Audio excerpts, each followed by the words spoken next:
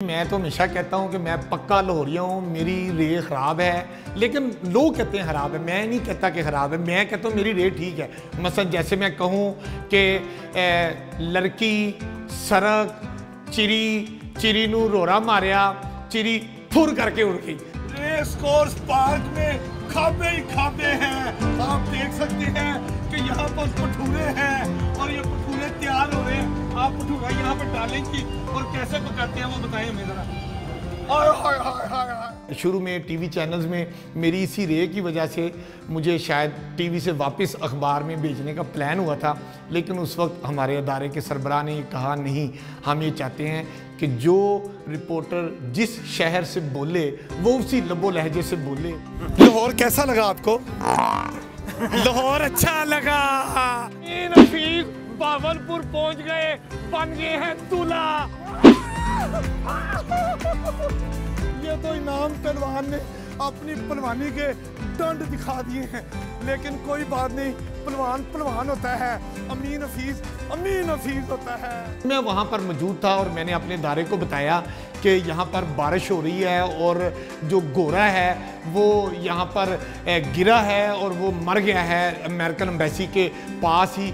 तो ये मैंने अपने दफ्तर को इतला दी, तो मेरे दफ्तर ने फ़ौरन मुझे बीपर के लिए ले लिया और ये पूछा कि जी अमीन, ये जो गोरा फोत हुआ है ये इसका ताल्लुक किस मुल्क से है? मैं कहा नहीं, ये गोरा कौन सा गोरा सा, ये गोरा वो नहीं, गोरा टांगे वाला, वो गोरा गिरा है और वो मर गया है।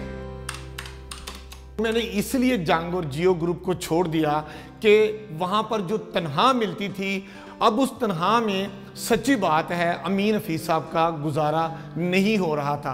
वाह जी वाह, ये सारा कुछ मुझे बना के दे रहा, अमीन हफीज साहब जरा खाएं, ये कैसे? देखिए, मेरी इस वक्त ख्वाहिश ये है, जब मैंने जंग और जियो ग्रुप को छोड़ दिया है और अब मैं इंडिपेंडेंट आज़ाद फ़ज़ाओं में हूँ, अब मेरी ख्वाहिश ये है कि मैं अपना डिजिटल मीडिया जो यूट्यूब चैनल है जिसका नाम अमीन हफीज़ है, अब मैं उस पर ज़्यादा से ज़्यादा उसको वक्त दूँ, उसी तरह मुनफरिद और अछूते स्टाइल के साथ इस पर मैं बहुत अच्छी ख़बरें भी दूँ और अपना जो इंफॉर्मेशन के साथ एंटरटेनमेंट का प्रोसीजर है वो भी यूट्यूब पर रखूँ। ये मेरी ख्वाहिश है। यहाँ पे नेट साउंड आना चाहिए, है ना? कि जब साबिक वज़ीर आज़म नवाज शरीफ साहब को अदालत उज़्मा से फुल बेंच के साथ नाअहल करार देने का मामला ज़ेरे गौर था, सुप्रीम कोर्ट ऑफ पाकिस्तान ने उसके ऊपर डिसीजन देना था, तो उसके ऊपर भी मेरे अदारे ने मेरे ज़िम्मे लगाया कि इस पे तोता की फाल निकाली जाए। तो हमने खुद तोता वाला बन गए और मैंने तोता वाला बन के कहा, तोते वाला तोता फाल निकालेगा। कौन आज वज़ीर आज़म नवाज शरीफ के बारे में सुप्रीम कोर्ट ऑफ पाकिस्तान क्या फ़ैसला करेगी? तोता फाल निकालेगा। तो मैं तोते को फाल के ऊपर लेके उसको चलने के लिए कहता हूँ कि वो तोता फाल निकाले, लेकिन तोता फाल नहीं निकालता। फिर मैं तोते को उठा के ना अपने कान के पास ला के पूछता हूँ कि तोता, आप तो हर एक की फाल निकालते हो, नवाज शरीफ के बारे में सुप्रीम कोर्ट क्या फैसला करने जा रही है, ये फाल आप क्यों नहीं निकालते? तो तोते ने चूँ चूँ चूँ चूँ कहा। तो मैंने उसका तर्जमा ये किया कि तोता ये कह रहा है कि मैं ऐसी फाल नहीं निकालता जिससे उसके अपने पर जल जाए। तो अमीन हफीज साहब ने कुछ भी नहीं कहा और सारी बात भी कह गया।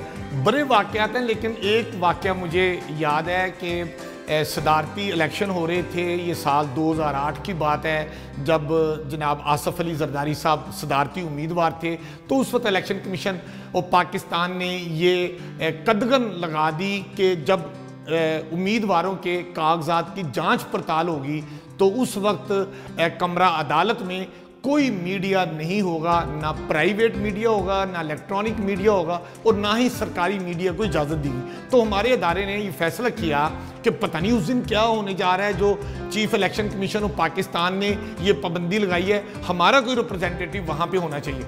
तो मैंने ये जिम्मेदारी कबूल की और मैंने कहा मैं वहाँ पर मौजूद हूँगा। और फिर वही हुआ कि Amin Hafeez chief election commission of Pakistan की अदालत में मौजूद थे और सदारती उम्मीदवारों के जो कागजात की नामजदगी के ऊपर जांच पड़ताल हो रही थी, स्क्रूटनी हो रही थी, उसकी तमाम खबरें बाहर दिए जा रहे थे और मेरे टीवी चैनल पे चल रही थी। और इस्लामाबाद ऑफिस के ही जो रिपोर्टर और दीगर रिपोर्टरों के साथ चीफ इलेक्शन कमीशन की जो इमारत के बाहर मौजूद थे, वो सारे परेशान थे कि ये खबरें कैसे आ रही हैं अंदर से, तो अंदर तो बंदा ही कोई नहीं मौजूद है। लेकिन Amin Hafeez chief election commission of Pakistan की अदालत में मौजूद थे, जहां पर सदारती उम्मीदवारों के कागजात की जांच पड़ताल हो रही थी। अब आप पूछें कैसे मौजूद थे, मैं आपको बताता हूं। अमीन हफीज़ वहां पर बतौर सदारती उम्मीदवार मौजूद थे।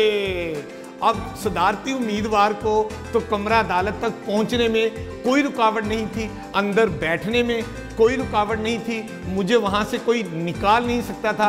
मैं बतौर सदारती उम्मीदवार वहां पहुंच गया। अब मैं सदारती उम्मीदवार कैसे बना? मैंने सदारती उम्मीदवार के नॉमिनेशन पेपर लिए थे, उनको फिल किया, जमा कब कराया? उस वक्त आखिरी दिन, आखिरी वक्त जमा कराया कि किसी को मेरा आइडिया चोरी ना हो सके।